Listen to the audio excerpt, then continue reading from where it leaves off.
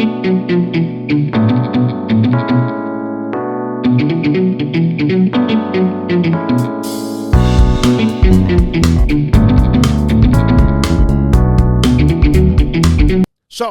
college football news. Boy, this kid's had some trouble with the injuries, but he's a really good player, but he's done for the year. Grayson McCall out for the rest of the year. And, again, a story that I hate to see happening with former UCF quarterback at NC State. Yeah, it's not the year. It's his career. I mean, he's done. He's done with injuries. He's officially done playing football, and a guy who you've seen a lot of and a lot of mentions of the last several years at this point. No, he's completely done with head injuries. This isn't a, hey, I got a concussion, I'm sitting out. He's toast. So that's a guy who a lot of people have been lamenting today because he provided so many great moments and victories and Sun Belt action, and obviously goes to NC State and was one of the bigger names in the portal, although didn't really get pursued like one of the bigger names. And now it maybe makes a little bit of sense why, that there weren't more teams after Grayson McCall, perhaps because of some of his track record. But, yeah, he's done completely and is going to be seeing some specialists to try and, I guess, best help him to handle the damage or whatever side effects there could be. You know, those are finicky injuries, head injuries. They can go a lot of different directions. So glad he's making the call for his own health and safety, although I'm sure it wasn't all his call, obviously, but you get to a point where your body and your people taking care of your body and your loved ones say, and your body screams at you like, hey, this is over, and yeah, so he's completely done now. And you wonder, you see what's happening with Tua in the NFL. He's coming back again in what he's dealt with, and what I meant, I should have said, yes, end of his career, but I don't know how many years he'd have left, because we don't know anymore about how many years players have, but he was at Coastal Carolina, and then, of course, NC State, 4 years at Coastal Carolina, and then this year with the Wolfpack. Yeah, he was done anyways. This is his sixth year. He's 5 years at Coastal. He had this year at NC State, and he's got the concussion. So he's completely done. Yeah, this is the end of the road for him, and just unfortunate that a career ended that way, and especially a career that had so many bright moments. But I guess that's your saving grace, is that you had a lot of really cool moments while you were in action, while you were healthy, especially at Coastal. Obviously, didn't make it to the end of the road with NC State, but no, he's a player that a lot of people are going to have great memories of, and just hope his health is for the best as he moves forward now. Yeah, I really enjoyed watching him play. I had kind of hoped he would break out of Coastal. I say break out of Coastal, that's not right, but get an opportunity at the power level last year, and that didn't happen for reasons, I guess. You were kind of knowing now. NC State gave him the shot. It looked like he was going to be kind of fun with that team early on, but he had a non-head injury early in the year.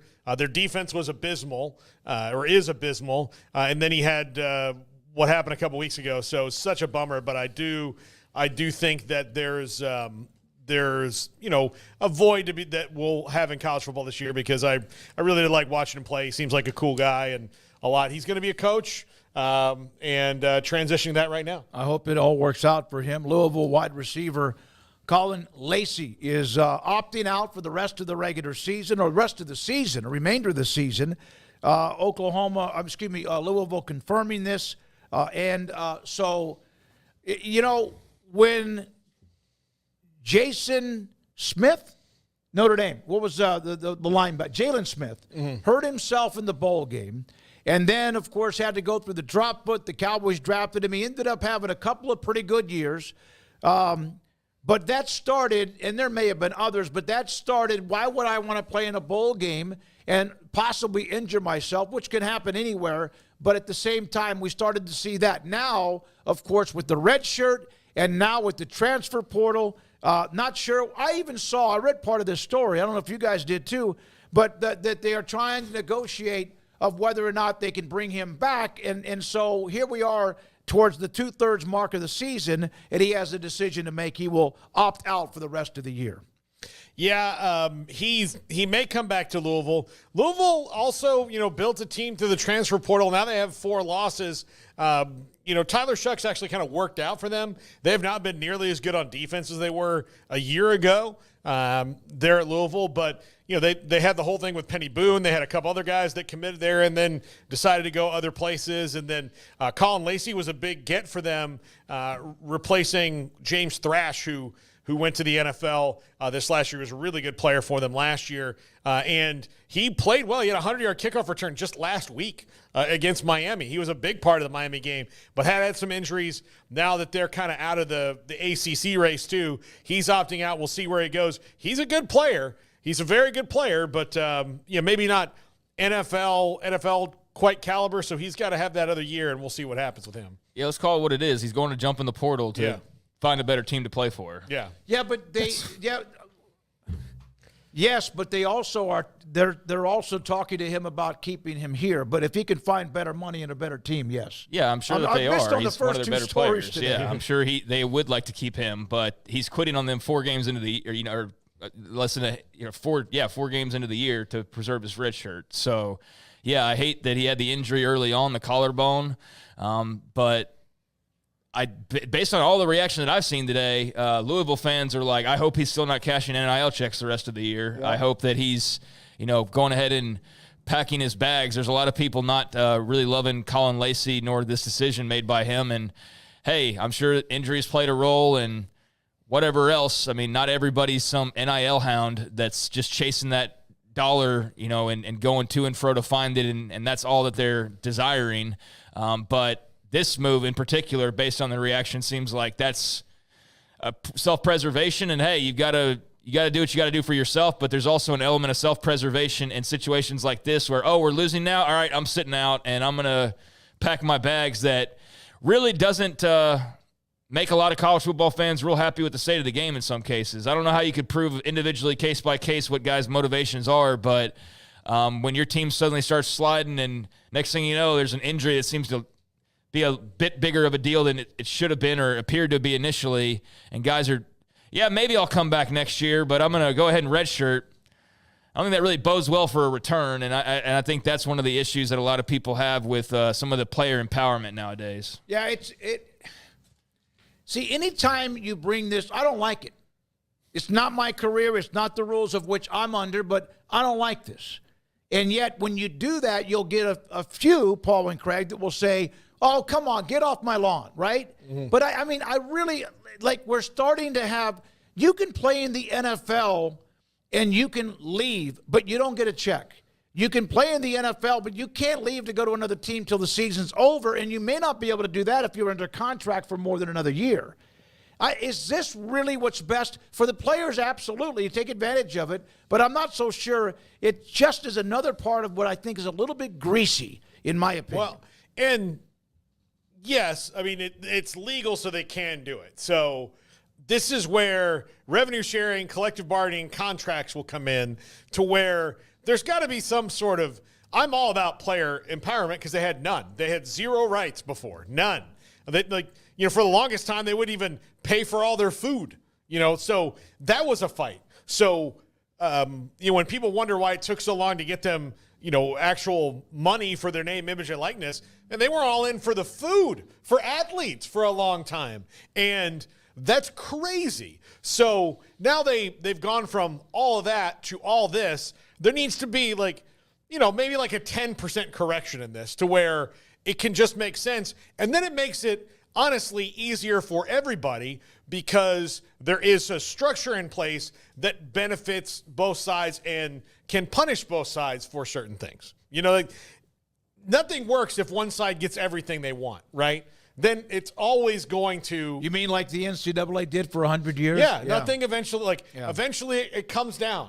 Ask Russia about how many times they've had to change governments. They've never quite figured this out over there. If you just take and take and take and take, eventually there's going to be a pushback. And eventually there's going to be enough people who agree with the people who are pushing back to take away from you. So nothing lasts forever, and that's why you need to build something that is sustainable. Because right now this is not sustainable. Yeah, Craig, what are your thoughts about him being able to make this decision? It's a part of the rules. He can. I mean, it's a part of the rules. I don't think it's great for college football. I think this is what eliminates some of the non-blue blood fans ultimately, because the TV ratings are higher than ever for certain matchups. Certain matchups, yes. Certain matchups, not all of them. I think the people who are fans of Louisville maybe aren't as excited about the future as fans of Michigan, or even, for that matter, like Northwestern, because they know that they're completely built into the infrastructure that's got all the power right now. But for fans of non-blue bloods that aren't getting the benefit of every doubt, and yeah, they still get pinged with a transfer or whatever, but like that's child's play compared to the issues that a lot of other teams are dealing with. I think this is just another thing that wears on you as a college football fan that is not a fun part about the sport right now, and that even if you believe in player empowerment and you believe he should have some rights to make decisions, this very clearly appears to be a guy who's quitting on his team so he can go play maybe at their rival for more money next year. Yeah. And that sucks, and that's not fun, and that's not good for the sport. I'm sure somebody will say otherwise, and that's not anti-athlete or anti-compensation, because that's always that straw man argument that dishonest people try to bring up when you try to push back on any kind of the player empowerment. Hey, make all the money you want to, but you being able to just I'm in a red shirt handful of games into the season, I'm going to give up on my team because it's not going the way that I want. You wouldn't pull that S in the NFL. But you can pull it in college, and you can, do basically whatever you want at this point. So I don't think it's a good element of the game. I also don't know what you do about it, other than the one thing that nobody wants to do, seemingly, that could do it, is to put guys under contract. So you can't bitch about it when you don't want to do anything about it, in my opinion. I mean, we as fans can, because we don't have any control over it, but I don't want to hear a single word from a school official or anybody who's got any element of power about, well, the problems you were part of the issues that created all this, and you guys could very easily solve them, but the one thing you guys don't want to do is the one thing that would solve most of these issues, because then you'd be giving away too much of your power. So it's a power struggle that leads to a lot of side effects like this, where, yeah, guys are seemingly packing it up and looking for their next destination in the middle of a season. Yeah, here's from retired stockbroker. If these players are getting NIL money, then they need to be ineligible for the transfer portal. There's no rule for that. There's no way you can keep them from transfer. Well, name, image, and likeness. Let's make sure on the legality of this. This is not a contract. Name, image, and likeness you own no matter where you go, because that's your name, image, and likeness. So unless I've made a deal to give that to somebody, which you would be stupid to do outside of being able to control your name, image, and likeness for a long time, that's you. Now, if they were getting paid an actual salary from schools, but that's not how this works yet. Now, with the revenue sharing, that will probably come about. That's the thing that can help this along, but both sides have to agree to some sort of bargaining, and especially in the short term, some sort of collective bargaining in absence of a college athletics players union, because that's going to take years to get approved. You can't just go to the court and be like, we'd like to fast track this. There's a lot of that in there. So that's a little bit different. So everybody, we all own our own name, image, and likeness. Yep. You can't, and then college athletes were the only ones in any walk of life who, for whatever reason, did not, whatever arbitrary reason they came up with 100 years ago that they wouldn't. Well, now, that has changed. So, all right, there's a confusion with a couple of you, especially Clint Moses. I'd like to get clarification. How many opt-out players are on your current team? And again, we all have different current teams. And, you can't transfer inside the season. Transferring after the year is over, part of college football. We either like it or you don't. You don't like it when somebody leaves, it's pretty good. Maybe that's because you're not good enough, or maybe they're getting a better offer and your NIL's not in pretty good shape, or your depth chart's good. And so it's not about transferring. It's about transferring in season, which, of course, they've so far been able to keep that from happening. Ashton Jeanty, Boise State, right now among the favorites to win the Heisman Trophy. Great game tomorrow night against UNLV on being in the college football playoff race. We may not be handing out all of the NIL checks, but we check the box for every single other thing. I like this kid, and it's not just because he's joined the show. He's a great player, but he does seem to have a pretty nice little even keel about who he is and about where college football might be, too. I can't wait for him to be a Dallas Cowboy. No, I'm sorry. I fell asleep for a second and woke up from that wonderful dream. But, yeah. He doesn't fit the offense. Yeah. That's what Jerry will say. He's unbelievable. He's great. And he you got to talk about it. You want to talk about a guy who has unbelievable loyalty, self-discipline, and all these other things to be as good as he was at Boise State, know what the economic limitations are there, although I know he's getting taken care of and he's probably fine. But to say that I want to be here because this is where I'm truly happy and that the money will come to me at some point in my life is something that a lot of kids that are 20 years old, and that's what he is, he's 20 years old, just don't have the maturity to do because, Georgia or Miami or whoever calls you up and says, hey, how'd you like to make $750,000? And you say, when's my flight? Like, that's kind of how it happens. So there's nothing not to like about Ashton Jeanty. Yeah, I want to wrap around to the Caullin Lacy thing, too, because one thing we didn't mention was his agent coming out with a statement, basically saying the things that you said about the injury timeline and his broken collarbone at the beginning of the year and that he wants to return to Louisville and that both sides are working hard to make that happen. So, look, I know that I feel like this is more of a I'm going to save my stock and, weigh my options. But if he, in fact, to his credit, if he, in fact, is just getting healthy and coming back to Louisville, then I will commend him for that. But in this era, I think that you see anybody starting to take their red shirt at this point in the season, it's definitely a question of, unless they're like a freshman who that just was by design to begin with, that you're wondering like, okay, who's preserving themselves to get in the portal. So we'll see where he ultimately ends up. And hey, if about 3 months from now he's, re-upping with Louisville, then I'll commend him and, say a lot of great things about him. But I'm just weary of anybody and their decision-making, especially when statements are coming from agents. Like, that's part of the new era as well. But, we'll see on that front. But as far as Jeanty goes, I think he's a great player. He's saying, doing all the right things. He's just got to keep it up. I had a note about A&M linebacker and team captain Torian York. We're about to show one for today. But in that win they had this past week at Mississippi State, he had huge numbers. And we have Andrew Monaco, who's going to join us in about 20 minutes. He's the voice of A&M Athletics, and he'll join us on their game coming up with LSU. This young man, Torian York, played right here in our backyard at Temple High School. Great player. Mike Elko, our captain, Torian York, and our 12th man have spoken. Wear black Saturday night at Kyle Field. We need the 12th man this weekend. That is a game between two teams that maybe even 3 to 4 weeks ago we weren't sure where they would be, and both of them have gotten better. Hell of a game on Saturday.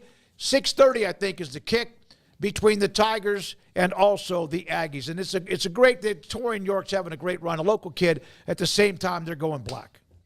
Yeah, I think it's going to be one heck of an atmosphere on Saturday night. I'm jealous of Garrett that he's going to be there. It's going to be raucous. This is the most confident that these two teams have been in a couple years. LSU's coming in confident. They're coming in confident. The crowd's going to be wearing black. And if there's ever a fan base who gets the message on what to wear, like if you send out the rankings of let's get in and do this, it's the Penn State whiteout and A&M and whatever. Like if they do a red, white, I've been to a couple of their red, white, and blue outs, which are amazing. When they do a maroon out, when they do a white out, when they do a blackout, people are on board. And the other thing is, if you walk in and you're not in dress code, they let your ass have it. Like they really do. So they do that. Yeah, I mean, that's cool. It's always fun to see people putting a little extra uniform spice on a game. I don't know. I saw a lot of people that didn't seem to like this that were A&M fans. Yeah. I saw a lot of people that did not. I don't know, and I'm not up on my uniform history when it comes to A&M football, but I saw some people pushing back on this, maybe because they've had bad luck or they just don't like the look of them. But either way, yeah, we can talk to Andrew Monaco about that. They could wear all white, all maroon, all black, whatever. It's going to be an interesting game with LSU. I think LSU might wear all white based on what I'm seeing, so that's a cool contrast. And beyond that, that's just the game itself will be good and a nice little barometer matchup in the SEC. So we've seen them have some crazy games before. I wouldn't be surprised to see another crazy one, given that these two teams are in pretty similar territory right now. By the way, there's a game Saturday, Baylor and Oklahoma State. Grayson McCall from our site, Sikkim365.com, he's on every Friday. He put together a list since October 22nd of 2022. We've referred to the streak of 2 years where they had basically nothing after wins on the road against Texas Tech and Oklahoma in 2022. Since that time, their home conference games, Kansas State lost, TCU, of course they lost, Texas lost, Texas Tech, Iowa State, Houston, West Virginia, BYU, all of them losses by an average of almost 2 touchdowns per game. That is a terrifying streak, and of course a lot of Baylor fans know it, and so does everybody else at Baylor. But that, when he put it in that perspective, I'm like, oh my God, this is awful. And we knew it's awful, but I didn't know it was that bad. Yeah, it's been bad. They've got an opportunity to, and they've not been good at this, to kick a team while they're down. That's what you needed. I know that's it's not good. They kicked themselves a lot. It's not good. Like if Emory was really depressed and I came in here and be like, oh yeah, by the way, life is a never-ending black hole and it's only going to get worse for you, that wouldn't be a good thing of me to do as a friend. But in sports, when your opposing team comes in and says like, oh my God, life is never an ending black hole, you absolutely kick them while they're down. That's what you do. Baylor's not been great at that. They need to do it this weekend because Oklahoma State's in a free fall. Yeah, they've not won any games that really matter for 2 years. I think we've pretty well documented all that with the various conversations about the lack of meaningful wins. Last week changed that slightly, but it remains to be seen how good Tech is, although they are off to a nice start. That was a rough reality check on where they actually stand, getting beat like that at home. So I think there's a golden opportunity for Baylor this weekend. I know why some people are a little on edge because they've been terrible at home, haven't beat anybody meaningful in general, haven't beat anybody meaningful at home in 2 years. So, I hope for their sake they win this game, because if not, then all the goodwill that you just built up the last few days is going to go right out the window again. And sure, you can try to drum it up and convince people that, hey, we've got the players from 13 and 14 coming back the following week, and it's TCU, and I'm sure you'll still have a gathering for that. But as far as people caring, they're not going to care if you drop this game this weekend. I agree. Yeah. That's like I said yesterday. Somebody asked me, are they going to be able to make a run and win 4 or 5 the last 5 or whatever? I was like, can we see if they can win 2 in a row? Let's see if they win 2 in a row. Not being condescending, but let's see. I think they have to prove it too, not only to the fan base, but they need to prove it to themselves. All right, Paul Catalina, we'll let you take this one. Your Florida State Seminoles are all in spotlights throughout the year. Unfortunately, some of them, or most of them, are not very kind. This is honestly the worst stat I have ever read in my life. I have not read another one. Like maybe outside of some of the Deshaun Watson stuff earlier this year before he got injured, where of the last 10 years out of 798 quarterbacks, he was 795th and all the things this year. Yeah. That was really bad. But there are 661 NCAA football programs in this country. This is from Tim Reynolds. He's a writer out of Miami. There are 25 that have not scored more than 21 points in a game this season. There's 1 FCS school, 5 Division II schools, 18 Division III schools, and 1 FBS school, and that's Florida State. Now, I've done a little math on how much they're paying to score points. Mike Norvell calls the plays. $6 million a year. He's $10 million a year. Oh, okay. He's $10 million a year.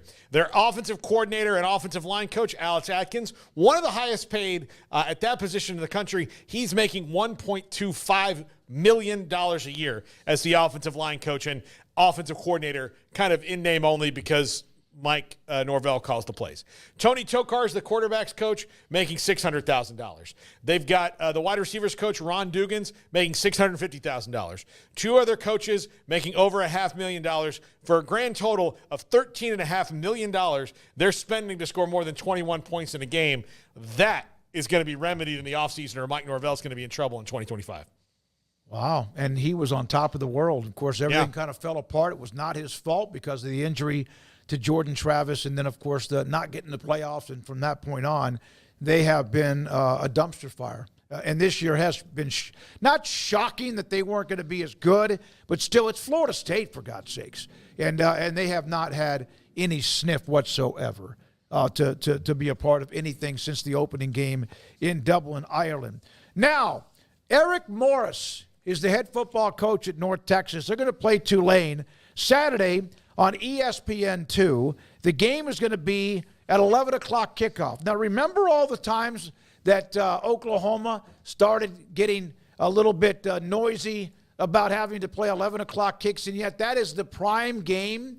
That is on Saturdays for Fox. That's their game. And yes, they have others, but that's kind of their game.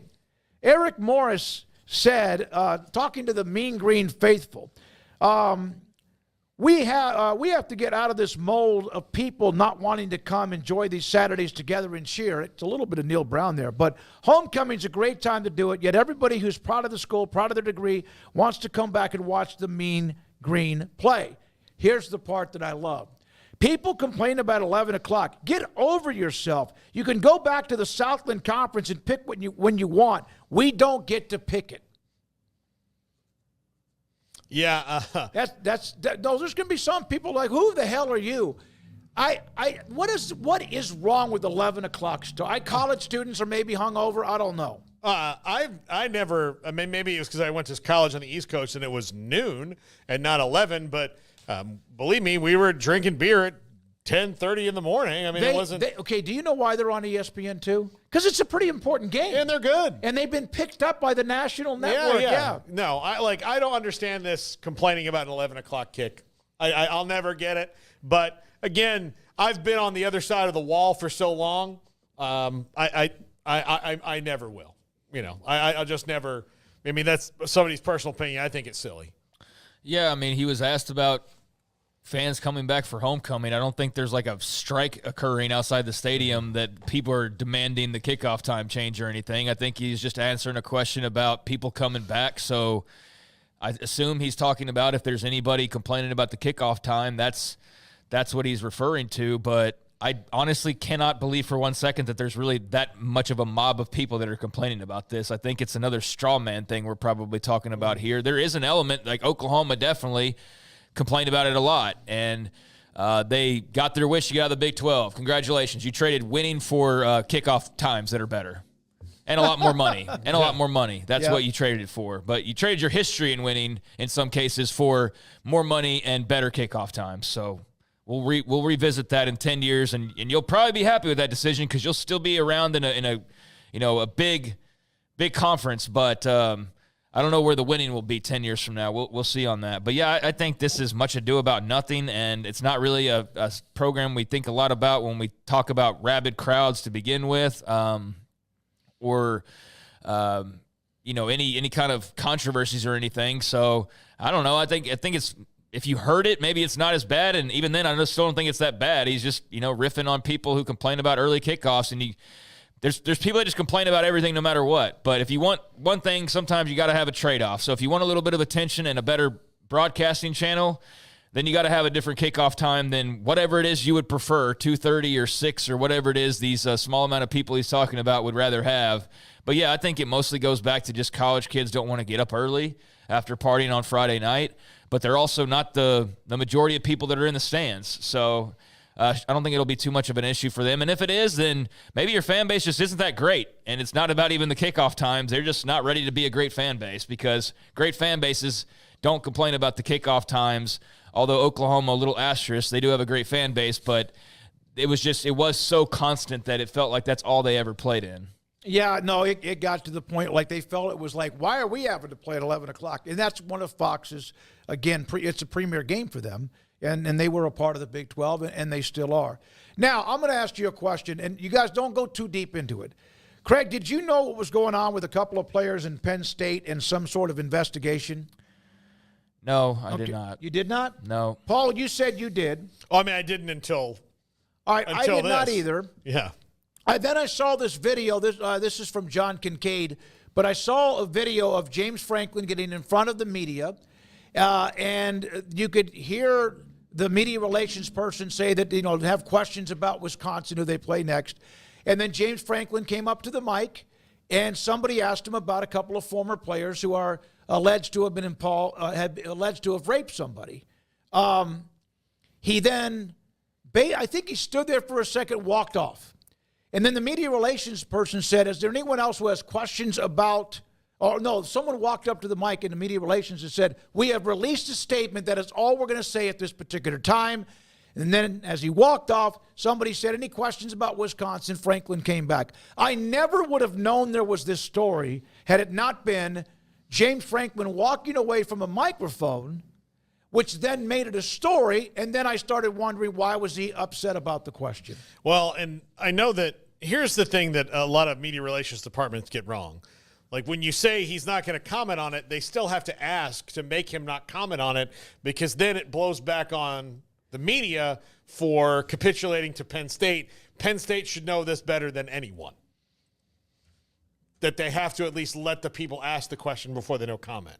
You can say no comment, but you still have to ask, because the minute that the media looks like it's in your pocket, then they have credibility problems.